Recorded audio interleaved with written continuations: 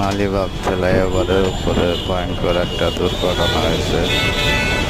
মানুষ বাচ্চাকে হয়ে যেতে হয় নাই, একটু ব্যথা ঠান্ডা পেয়েছে। দুই গাড়ি মুখোমুখি হয়েছে গাড়িটা। আপনারা লাইক কমেন্ট শেয়ার করে দিন।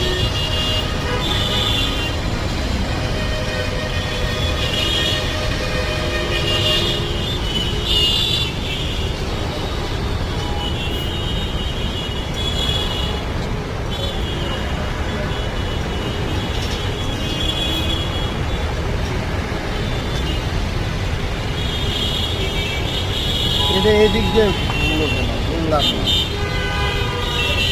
না, এদিক দিয়ে না।